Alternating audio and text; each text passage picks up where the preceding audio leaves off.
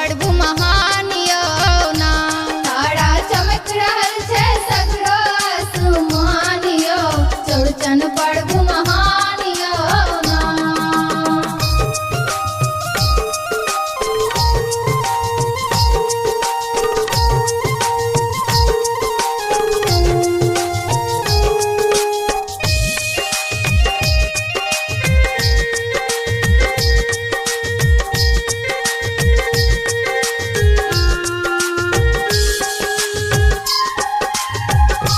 भादव शुक्ल चतुर्थी तिथि आंगन नीपब हम चौखूटी। भादव शुक्ल चतुर्थी तिथि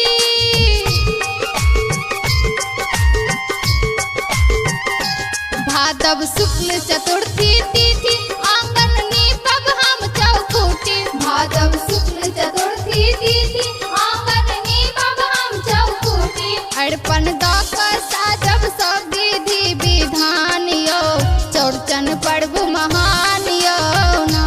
तारा चमक रहल छै सगरो आसमान यो, चौड़चन पर्व महान यो ना। तारा चमक रहल छै सगरो आसमान यो, चौड़चन पर्व महान यो ना।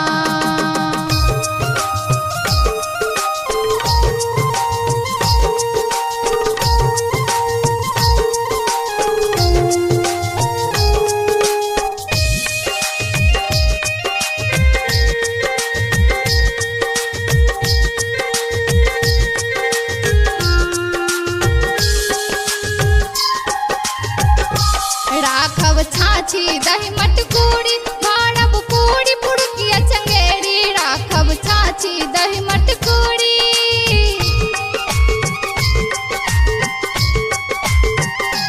राखब छाछी दही मटकूरी, भरब पूरी पुड़किया चंगेरी। राखब छाछी दही मटकूरी, भरब पूरी पुड़किया चंगेरी। करबै नारियल के हत्था के ओरियान यो, चौड़चन पर्व महान यो ना। तारा चमक रहल छै सगरो आसमान यो, चौड़चन पर्व महान यो ना। तारा चमक रहल छै सगरो आसमान यो, चौड़चन पर्व महान यो ना।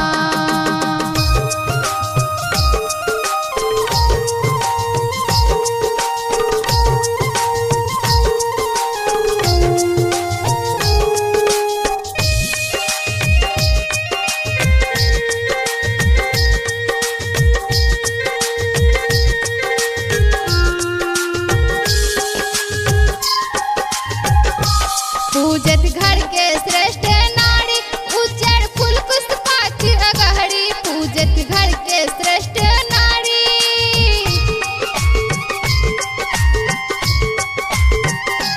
पूजत घर के श्रेष्ठ नारी, उज्जर फूल पुष्पात अगहरी। पूजत घर के श्रेष्ठ नारी, उज्जर फूल पुष्पात अगहरी। हाथ उठायब जखने उगथिन चौठी चान यो, चौड़चन पर्व महान यो ना।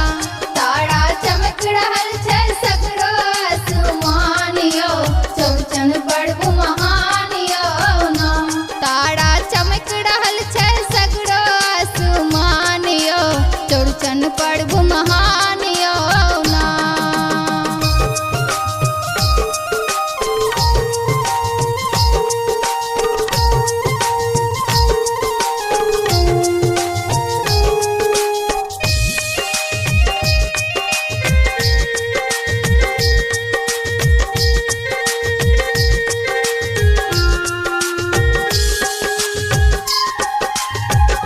आंगन में पात पर तस्मै राखब, संगे फूट सीने सजब। आंगन में पात पर तस्मै राखब,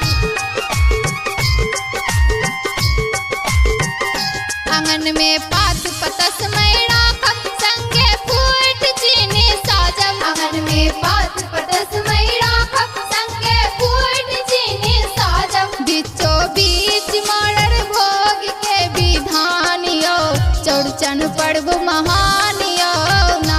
तारा चमक रहल छै सगरो आसमान यो, चौड़चन पर्व